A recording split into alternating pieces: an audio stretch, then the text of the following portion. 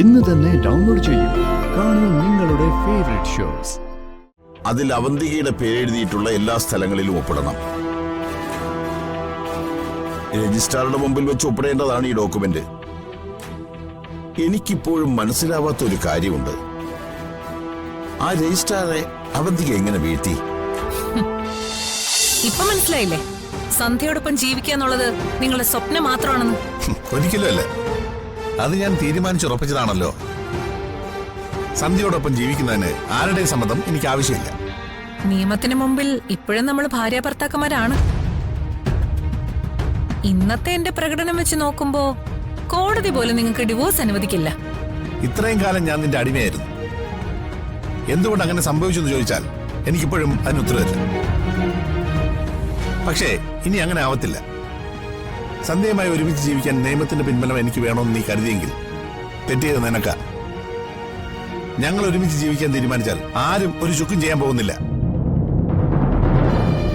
ഞാൻ ജീവിച്ചിരിക്കുമ്പോ അതിന് സമ്മതിക്കില്ല. എങ്കിൽ പിന്നെ നീ പോയി ആത്മഹത്യ ചെയ്യുന്നതാ നല്ലത്. കൗൺസിലറുടെ മുന്നിലുള്ള നിന്റെ അഭിനയം ഭയങ്കര ബോറായിരുന്നു. അകത്ത് വെച്ച് നടത്തിയ ആ കരച്ചിലും ഇനി കോടതിയിൽ പറയാൻ പോകുന്ന എനിക്ക് ഡിവോഴ്സ് വേണ്ട എന്നുള്ള വാദവും കൊണ്ട് എന്റെ ജീവിതത്തിൽ ഇനിയും കടിച്ചു തൂങ്ങാൻ നീ കരുതിയോ? കോടതി എനിക്ക് ഡിവോഴ്സ് അനുവദിക്കുന്നുള്ള കാര്യം ഉറപ്പാ.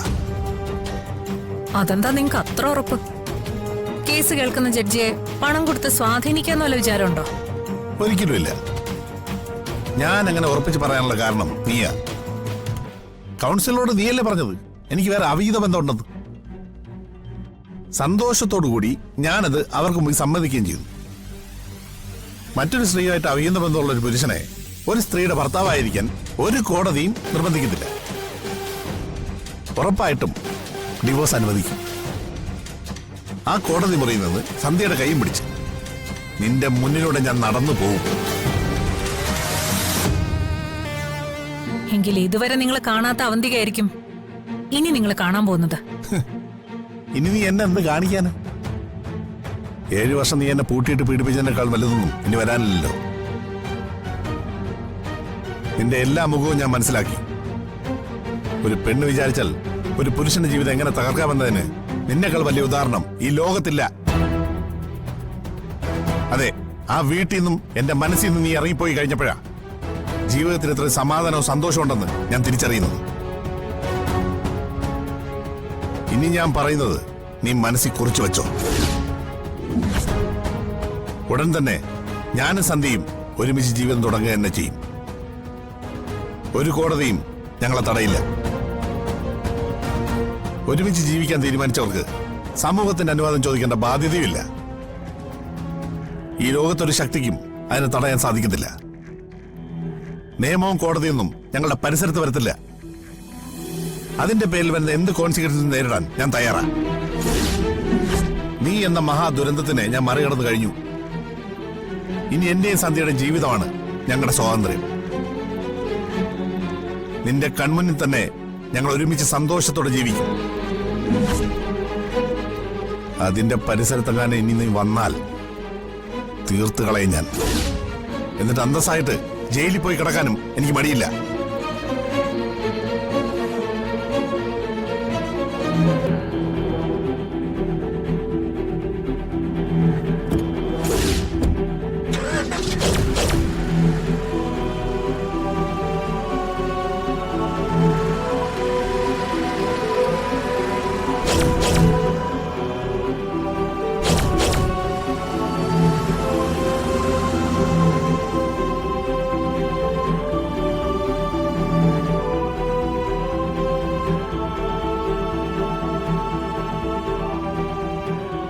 അപ്പൊ തോണി അവളുടെ കടവിൽ തന്നെ വന്നെടുത്തു അല്ലേ പോറ്റി സാറേ?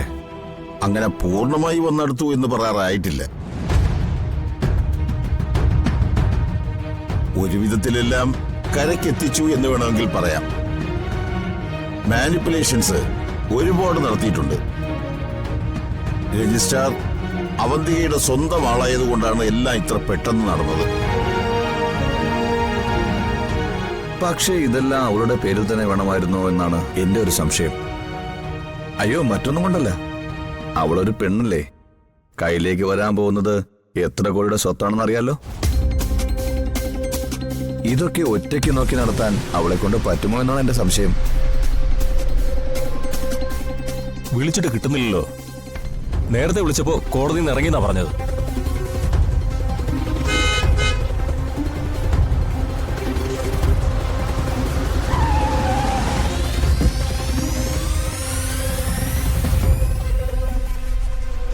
ആ ദേ എത്തി.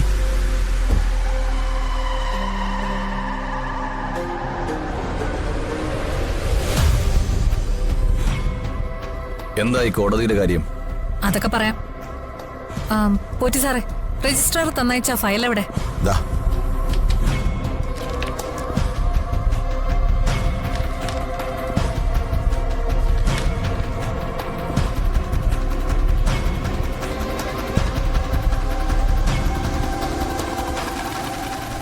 ഇപ്പോ നിനക്ക് സന്തോഷായോ?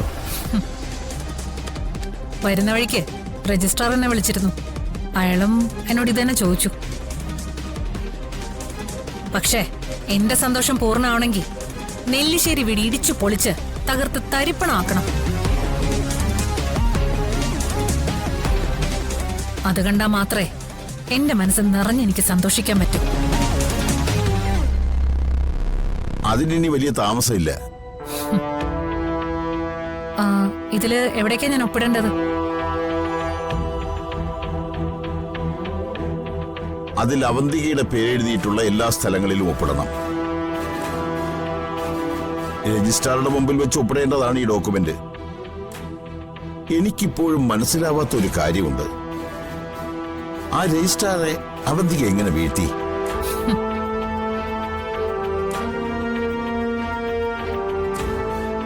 പണം പച്ച വെള്ളം പോലെ വാരി ഒഴുക്കി. അയാൾക്ക് മാത്രമല്ല, ഓഫീസിലെ തൂണിനും തുരുമ്പിനും വരെ പണം കൊടുത്തിട്ടുണ്ട്. അതുകൊണ്ടാ ഈ ഡോക്യുമെന്റ്സ് എന്റെ വീട്ടിലെത്തിയത്.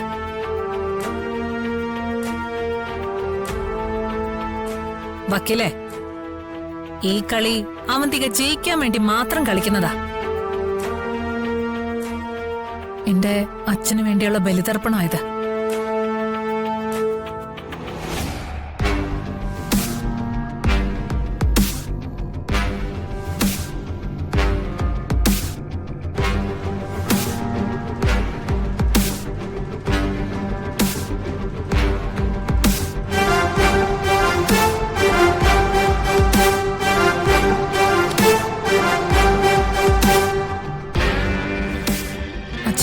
എല്ലാം നമ്മുടേതായി മാറാൻ പോവാ.